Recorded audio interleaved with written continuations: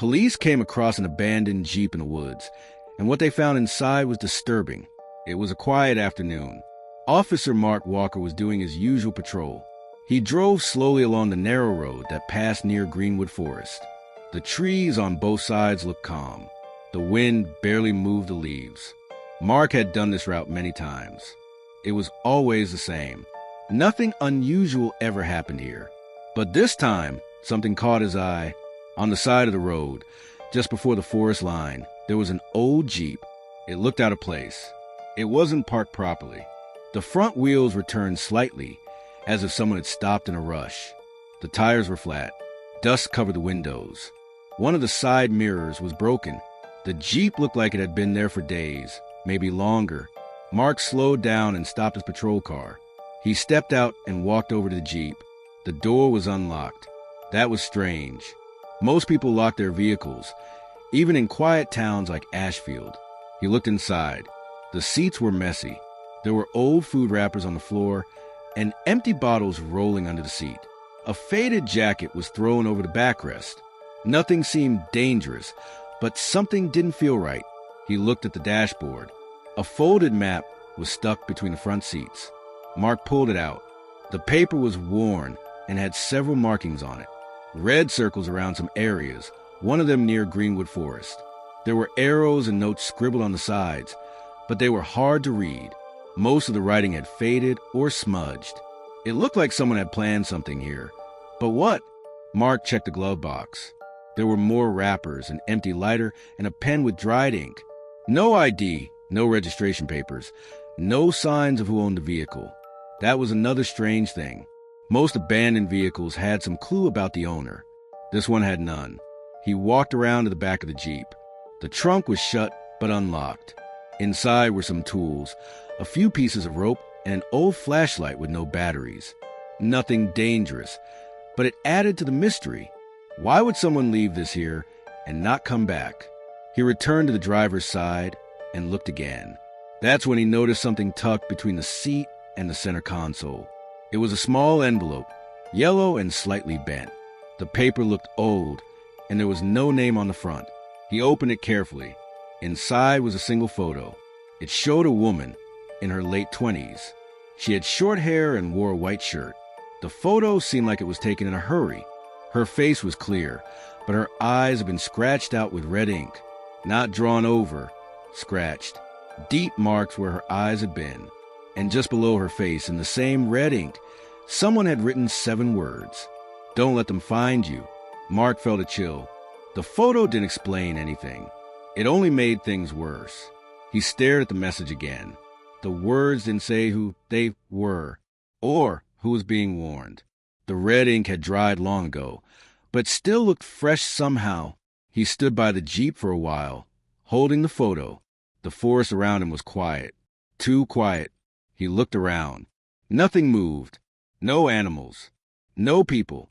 Just the old Jeep, the warning, and a strange feeling that something was deeply wrong. Mark knew he couldn't ignore this. The Jeep wasn't just abandoned. It had been left behind on purpose. Someone had wanted it to be found, or maybe not found at all. But now that he had seen the photo, he couldn't walk away. Something was waiting to be uncovered, and it had just begun. Mark stood still for a moment, holding the photo of the woman. The red marks over her eyes and the warning message stayed in his thoughts. He looked around the Jeep once more. Something inside told him there was more to find. The car was too messy to be random. It felt like someone had tried to hide something. He crouched down next to the driver's seat and ran his hand under it. His fingers brushed against something hard. He leaned in closer and reached again. This time, he grabbed onto a small metal object. It was a box, tightly wedged between the seat and the floor. He pulled it out. The box was dark gray, scratched, and cold to the touch. It had a tiny lock on the front. There were no markings or labels. He held the box in one hand and looked at it carefully. It was heavier than it looked. He shook it slightly. Something was inside, but it didn't rattle. It felt packed. He checked his pockets for any tools, but he had nothing that could force it open. He looked around the Jeep again, thinking maybe the key was somewhere close. He remembered the sun visor and flipped it down. A thin metal key dropped into his lap. It was small and looked old, but it might fit. He picked it up and tried it in the lock. The key turned with a soft click. The box opened slowly. Inside were two things. One was a small notebook. The other was a black flash drive. The notebook was stained. Its edges were torn, and the middle pages had dark brown spots that looked like dried blood. The cover had no title, just a few deep scratches. Mark opened it carefully. The handwriting inside was messy. Some parts were clear, others hard to read. The ink had smudged in places. It looked like the writer had been in a hurry. The first few pages had notes about travel and locations. Some were marked with dates. Some were just numbers and symbols. It didn't make much sense at first. Then the tone changed. The writer sounded afraid. The words were sharp, fast, and filled with warnings. One line was repeated more than once. "They're getting closer." Mark flipped through more pages. One entry mentioned people watching from the woods. Another talked about missing time and strange sounds at night. The writer seemed sure someone was after them.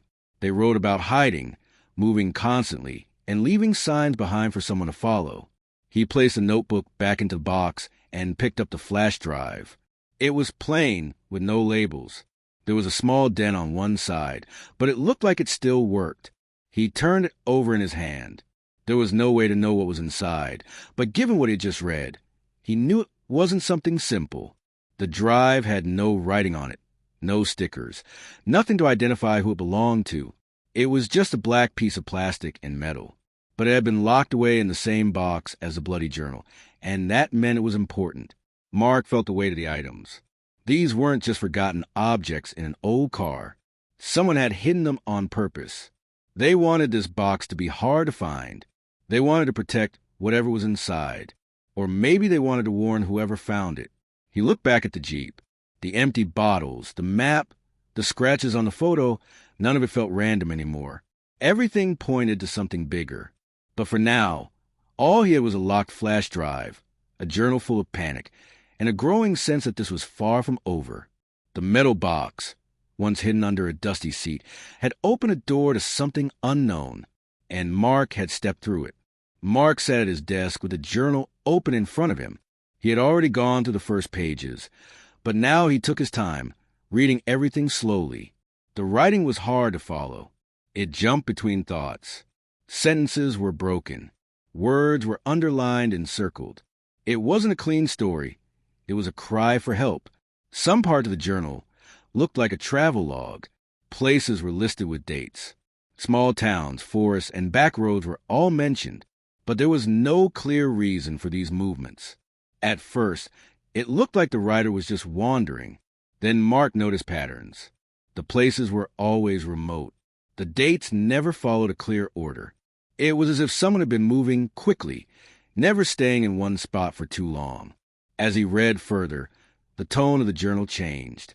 The writer sounded more afraid. One page had only 3 words written over and over. "They are watching." Mark flipped to the next page. There were drawings, rough shapes of faces with no eyes, figures standing in trees, a map sketched by hand, lines connecting one place to another. In the center of the map, the word "safe" was scratched out. One entry stood out. The handwriting was shaky. The ink had smudged. The date had been crossed out. It spoke about someone getting too close.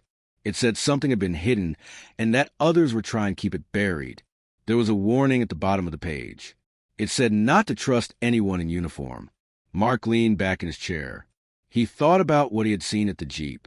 The photo, the red marks, the lockbox. Now the journal was pointing to something much deeper. This wasn't just about someone on the run. It wasn't just one person in trouble. It was bigger than that. Another part of the journal mentioned names. Most of them were written with question marks. A few were underlined. One name was circled 3 times. There was no last name, but a note next to it said, "Not safe. Pretends to help." Mark didn't recognize the name. He made a list of all the names in the journal, hoping he could look them up later. The most disturbing part came near the end. The writer talked about plans. The words were vague. They mentioned gatherings, hidden files, and a list of people marked for silence. It didn't make sense at first. Then came a line that sent a chill through Mark. They covered the truth with uniforms and titles. The last few pages were different. Some were torn. One had a handprint made from something dark. Maybe blood. Maybe mud. Another page was folded into the back cover. When Mark opened it, he saw what looked like a code. Letters and numbers mixed together. No clear pattern, but it was repeated twice on the page. Someone wanted to remember it. Mark sat still, staring at the journal. He realized he wasn't holding the story of someone lost or confused. He was holding evidence. These notes weren't just the thoughts of a scared person. They were warnings. Someone had discovered something they weren't supposed to know. They had tried to run, to hide, to leave behind a trail. Now that trail had ended with Mark. The blood-stained pages, the strange entries, the hidden map, all of it pointed to a secret. And that secret wasn't buried deep underground. It was written plainly, hidden in a forgotten car in the forest. This was no longer a simple patrol. It was something far more dangerous. And Mark had already stepped too far in the turnaround. Mark knew he couldn't handle this alone anymore. The journal had too many warnings. The entries were full of fear and strange notes. It was clear someone had been trying to run from something serious. He needed help from someone he could trust. There were many people he felt that way about, but one name came to mind. He had worked with Sarah Hayes a few times in the past. She was an FBI agent. She was careful, smart, and not quick to judge. She had a reputation for being honest, even when it made things harder. Mark remembered how she had helped in a past case that others tried to ignore. She didn't look the other way then. He hoped she wouldn't now. Mark called her using a private number. He didn't explain much on the phone, just enough to make it clear that it was serious. She agreed to meet him later that evening in a quiet place. He made sure the journal and flash drive were with him. He kept them in a plain folder and locked in his trunk before driving to the meeting spot. When Sarah arrived, Mark gave her the folder. She opened it and started reading right away. Her eyes moved slowly over the pages. She didn't speak for a long time. Her face stayed calm, but her body became tense. She flipped through the journal, one page at a time. Every now and then, she paused to read something again. When she finished reading, she closed the folder and looked serious. She said that what Mark found wasn't just a rambling of a scared person. The notes talk about things that matched whispers she had heard before, rumors about people with power doing things in secret, things that never made it to reports, things no one wanted to write down. The notes in the journal matched some of those whispers too closely to ignore. She explained that keeping the journal and flash drive could be dangerous. The people mentioned in the journal might still be watching. They might already know that someone had found the car. If that was true, then Mark could be at risk just by holding on to the evidence. The flash drive could hold files that someone wanted to keep hidden. The journal had enough clues to make people nervous. She believed someone might be watching already. Sarah didn't ask how he found the car or what he had done with the evidence so far. She didn't need to. Her attention stayed on the folder. She told Mark that it would be safer if she took it. Her team had better tools. They could protect it and dig deeper into the information. They could try to open the flash drive. They had the resources he didn't. But Mark didn't say yes right away. He felt unsure. He trusted Sarah, but giving away the journal and flash drive felt like giving up control. He had found them. He had opened the box. He had read the words. Now he was part of it. A quiet part of him felt responsible. Sarah noticed his hesitation. She didn't push. She only reminded him that time might be running out. If the people mentioned in the journal were real, then they wouldn't stay quiet for long. They would act to protect themselves. That meant Mark had to decide soon. The longer he held on to the evidence, the more danger he could be in. She left without taking the folder. She gave him time to think. Mark drove home slowly, the journal and flash drive still locked in his trunk. His thoughts were heavy. He had come looking for help. Now he had to choose what to do with it. The warning was clear. Holding on to the truth could come at a cost. But letting it go might mean never knowing what really happened. Mark began to feel uneasy in his own town. Everything around him started to change, even though nothing looked different. The streets were the same. The buildings were the same. The people were the same. But something felt off. Something he couldn't explain. At first, it was just a car parked down the road from his house. It was there in the morning, still there at night. He didn't recognize it. The windows were tinted. No one ever got out. It drove away when he stepped outside. Then it showed up again the next day. He noticed other cars too. One by the grocery store. Another near the police station. Some had out-of-state plates. Some had no plates at all. They never stayed long. But they kept showing up. Always close. Never too close. Just close enough to be seen. Strangers also started appearing. People he didn't recognize. A man sitting alone at a diner, watching from behind a newspaper. A woman standing outside the post office, not mailing anything. They didn't speak. They didn't do anything wrong. But they were always looking. Always quiet. Always still. Mark didn't tell anyone. He tried to act normal. He did his job like always. But he felt a change. He felt eyes on him. He stopped sleeping well. He kept checking his windows at night.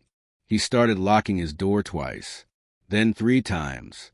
At work, things got worse. People he had trusted now acted strange. One officer looked at him too long during a meeting. Another paused when speaking to him, as if choosing words carefully. Someone asked what he was working on. Even though it wasn't their concern, he caught 2 co-workers whispering when he walked into a room. They stopped when they saw him. One of them smiled too quickly. The other looked away. The silence said more than words. His office felt different too. Papers were out of place. His drawers didn't open the same way. One day, he found his desk phone slightly moved. Another day, his notebook was missing for a few hours, then returned without a word. None of it was proof, but it was enough to raise fear. Mark started taking different routes home. He checked his mirrors more often. He turned corners fast to see if someone followed. Once, he circled the block 3 times before parking. Another time, he parked far away and walked to see if anyone followed on foot. Ashfield, once a quiet town, no longer felt safe. The friendly faces now felt like masks. The silence in rooms now felt like warnings. Every door he opened felt like a test. Every step felt like a risk. He no longer felt part of town. He felt like an outsider inside his own life. The walls seemed to close in, not with noise, but with quiet. A quiet that grew heavy, day by day. Mark didn't know who to trust anymore. The journal had mentioned danger. The warnings had seemed strange at first, but now they felt real. They were becoming his own story, and he didn't know how to stop it. Mark stopped sharing details with anyone. He no longer told his co-workers where he was going. He didn't reply to messages unless he had to. Even with Sarah, he kept his distance. Something inside told him to be careful with every word and every move. He had trusted people before, but now trust felt dangerous. He kept the journal hidden in a locked drawer at home. The flash drive stayed in a small tin box under a floorboard in his bedroom. He placed a heavy chair over the board each night. He checked it every morning to make sure it had not been moved. He started writing notes on paper instead of using his phone or computer. He feared someone might be watching everything. The flash drive became his main focus. He knew it held more than the journal, but it was locked and no password he tried worked.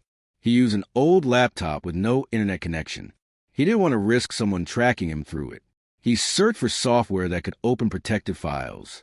Each attempt failed. Some files tried to load, then froze the screen. Others gave error messages. It was like the drive had layers of protection. He began studying the journal again, looking for clues. He searched every corner of every page. He wrote down any numbers or odd words. He tried dates, names, even phrases from the warning messages. None worked, but he kept going one guess at a time, day after day. The more he read the journal, the more pieces started to fit together. Some pages had locations that matched real places near the town. Others mentioned times of day or symbols. One page listed numbers in a row. They looked random at first, but Mark thought they might mean something. He circled them and kept them on a separate sheet. He also began to draw maps. He copied what he saw in the journal and placed the names and symbols on blank paper. He compared it with real maps. He marked trees, roads, and other points that seemed important. The writer of the journal had moved often, but always in a pattern. Mark believed that pattern led somewhere. Outside the house, Mark kept to himself. He walked alone. He stopped going to crowded places. He stopped meeting friends. He stopped answering phone calls unless he was sure who it was. He started doing all his shopping late at night, when fewer people were around. At the station, he avoided long conversations. He said he was tired or busy. He skipped lunch breaks. He used his own car instead of the department vehicle. He brought his own food. He checked his locker every day to see if anything had been touched. Some days he thought someone had opened it, but he could never prove it. Time moved slowly. Each hour felt heavy. Each night felt long. He barely slept. His dreams were full of noise, shadows, and faces he couldn't name. He kept a light on in his room. He placed a chair under the doorknob.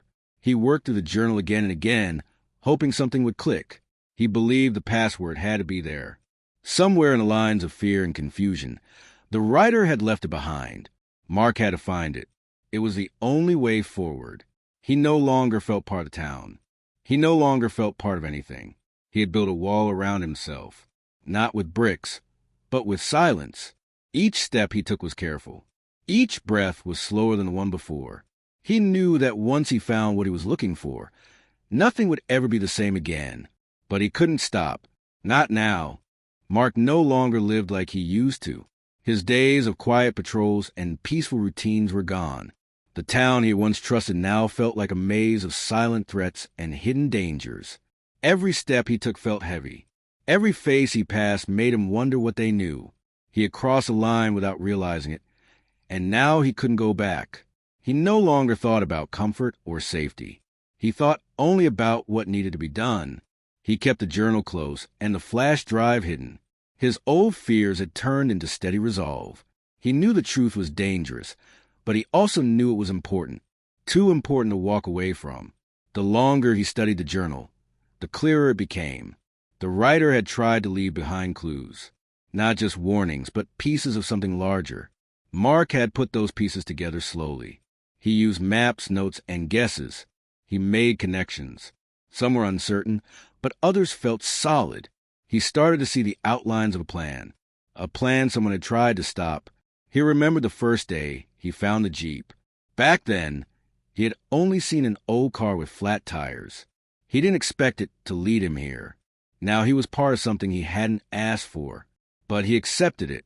The evidence had found him for a reason. Maybe he had been the first one willing to look deeper. Mark checked the locks on his doors twice every night.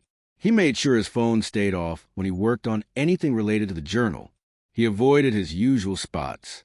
He kept his notes in different places and never used his main computer. He trusted no one. That was the only way to stay ahead. He kept trying to break into the flash drive. He stayed up late with code-breaking software.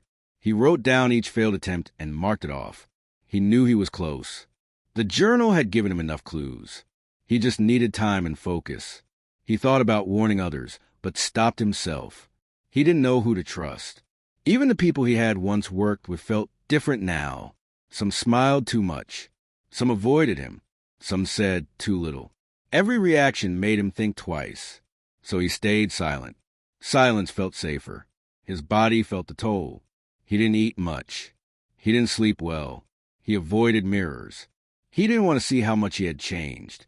His clothes felt looser. His face looked older. His eyes stayed tired. But his mind was sharp. Maybe sharper than it had ever been. He didn't feel brave. He didn't feel like a hero. He felt like a man who had seen something and couldn't unsee it. The weight of that truth pressed down on him, but it didn't crush him. It moved him forward. Each time he left the house, he checked the surroundings. He parked his car in new spots. He used back roads. He watched the patterns of people around him. He noticed which faces showed up more than once. He took notes on license plates. He started to remember small details that others might miss. He knew there was no more normal life waiting for him. Even if he stopped now, it would never go back to the way it was. He had seen too much. He had learned too much. The only way out was through. He didn't know what would happen next, but he was ready to face it. The danger didn't scare him as much as the idea of walking away. He had made a choice, a quiet one, but a strong one. This was no longer about what he had found in the forest. This was about what he would do with it. The path ahead was dark, but he stepped forward anyway, because there was no turning back. If you want more Discovery stories, please subscribe to the channel. Thanks for all your support.